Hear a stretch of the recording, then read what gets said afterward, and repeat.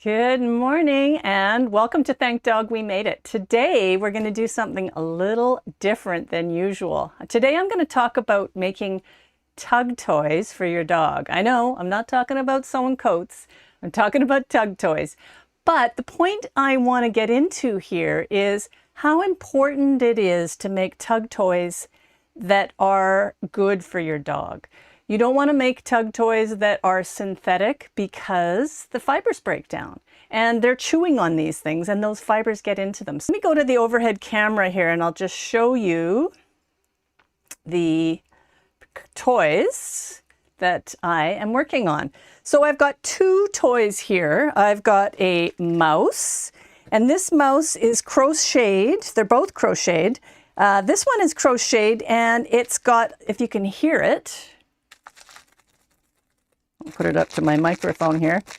That's got crinkle foil in it. And crinkle foil is super simple to get.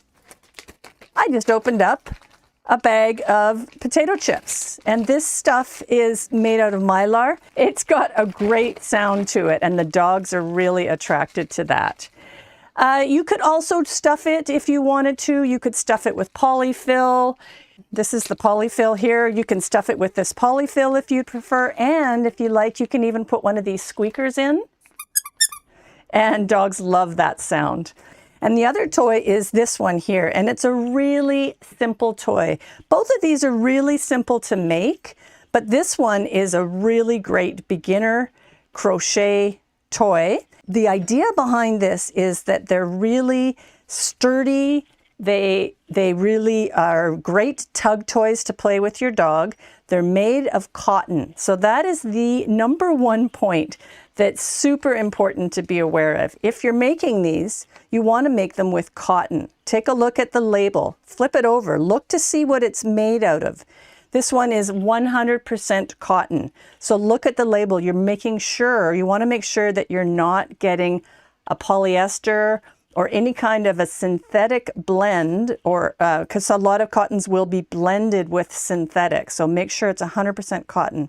And the reason for this, as I said, is your dogs are playing with this. This is in their mouth, and all of those little fibers break down as they're playing with it. And that can get into their system. They're ingesting it, and those are likely going to stay in their system, like those forever chemicals and plastics and things. So you don't want to have your dog playing with a synthetic. There are going to be videos down below on how to make this. And also, if you've never crocheted before, I'm also putting links down below and for videos to learn how to crochet. Today, I just want to talk more about how to make a toy and how to play with the toy responsibly. So this piece here is just a t-shirt. That's all that is. And all I do with the t-shirt, I got an old extra large t-shirt here, and I just simply cut into 1-inch strips. So I just take that and I cut it all the way up in a 1-inch strip. And nobody cares whether it's perfect. It doesn't really matter. But when you've cut that whole strip up, what happens is you get this nice 1-inch piece, and then all you do is take the piece and you stretch it. As soon as you stretch them like that, it turns it into a tube. All the ends just kind of fold in on each other and it turns it into a really nice tube. And that is a super simple thing to crochet with. And it's a great starting yarn, so to speak, because it's super fast. It'll crochet up really quickly. So I have 3 of these, and I twist them up with some cotton yarn that is the same length, and I twist it all up, and then I just simply tie a knot in it. So that's the basic shape. Then on the ends, I braid those ends up and tie a knot. So I take those ends and I just split them up into 3 groups, one of the t-shirt material and one with the cotton yarn. So I get those 3 groups and I just braid that all up and tie it into a knot. And then this part here is where is your beginning crochet point. So all I'm going to do with this is I'm just taking the crochet and my hook, And for this, I'm working with a 4.2 millimeter hook. If you look on the back of your the yarn that you're working with, it'll tell you, I like to work with the 4, the medium 4. This is a worsted weight. And it, because it just crochets up really quickly. But you can see here, hopefully, it's suggesting that you work with a 5 millimeter hook. But because you're working with a dog toy, you want to go with a smaller sized hook. And that's going to create these really tight little crochet stitches, and that makes it more durable. When the dog is chewing on that, that's going to hold together and make it a much more durable toy. So work with a smaller hook than what they're suggesting on the yarn packaging. And then all you're going to do is, if you've ever made a magic circle before, that's what you're basically doing. If you've never made a magic circle and you don't know what I'm talking about, don't worry, I'm putting a link down below in the description on how to do that. But essentially, all you're going to do is start with a slip knot, pass that slip knot through the whole of this ring part of the toy, and then put your hook through that hole, that slip knot. And then tighten up the slip knot. I should have tightened it up to begin with. There, tighten up the slip knot. And then you're just simply going to be crocheting around. Get my working yarn. So your working yarn is the yarn that's coming from your ball of yarn. Let's get rid of a few of these things. So I'm just going to get that working yarn, and I just wrap that around my hook. So I've got the slip knot is on my hook. It's running through the center of the toy, the ring. I wrap that around the hook and I pull it through. So that just is my first stitch to secure it to the ring. And then I'm just going to continue that same process. I'm going to stick my hook, the crochet hook, into the center of that ring, wrap it around that working yarn, wrap it back through the center of that ring, yarn over, and pull it through both of those loops on the hook.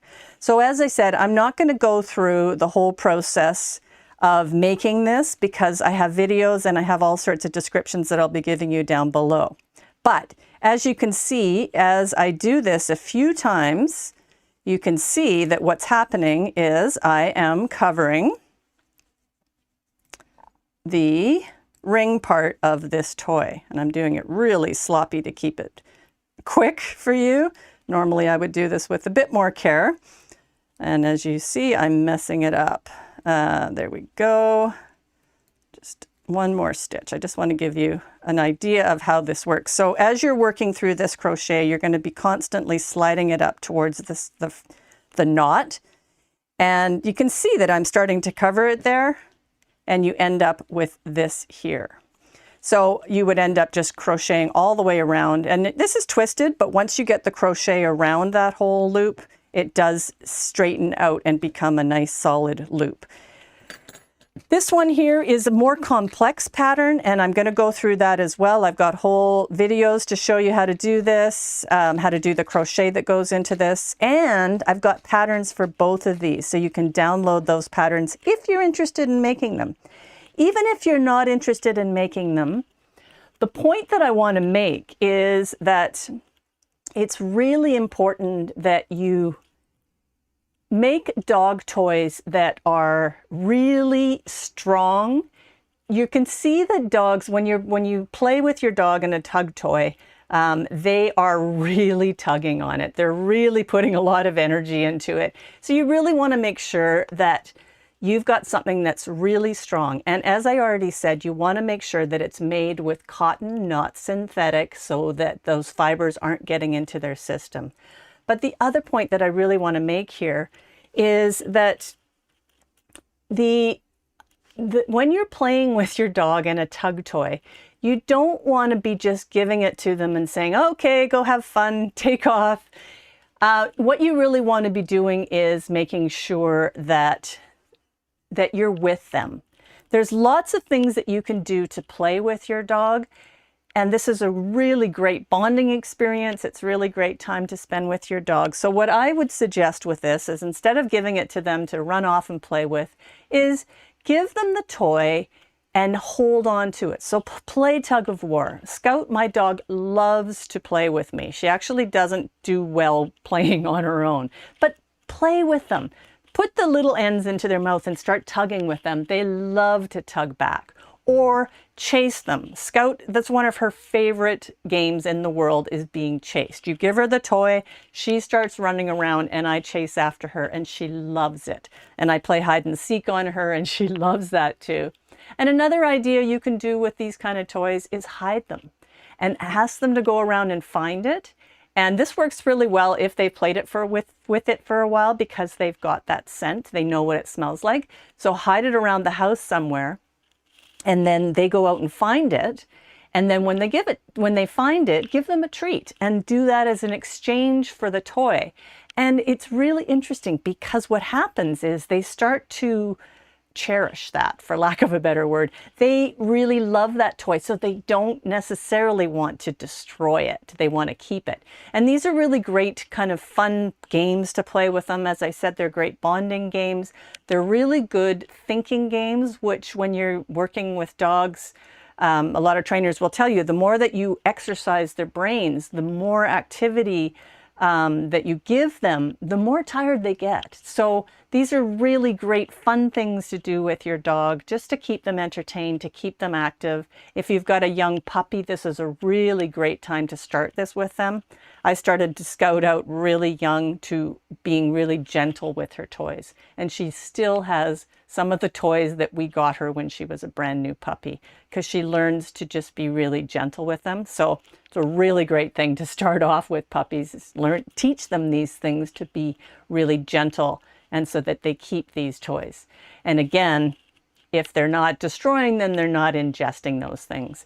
As I said, if you are stuffing your toys with that crinkle foil, or you've got polyfill in there, or you've got that squeaker toy inside, that squeaker thing inside, you don't want to be leaving that with your dog, because if they do just destroy it, then they're getting access to those things that are inside, which are not good for them. So you could do this totally without any stuffing whatsoever. And this guy has no stuffing in it, so it's just simply the cotton itself.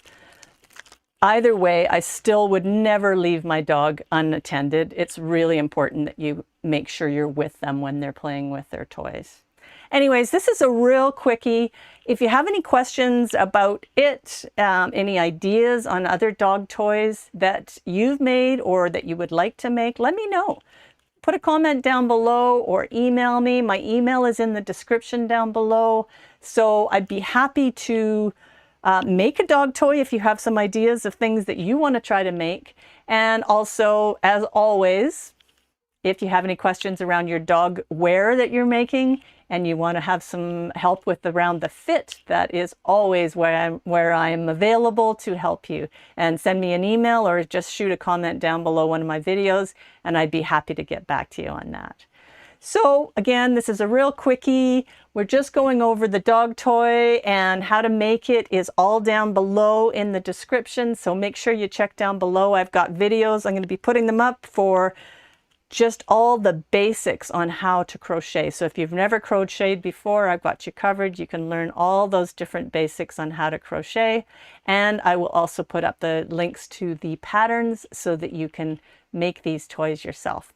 All right, have a great week. I'm back here next Thursday at 11 a.m. Pacific, and I will see you in a week's time. All right, have a good one. Bye-bye.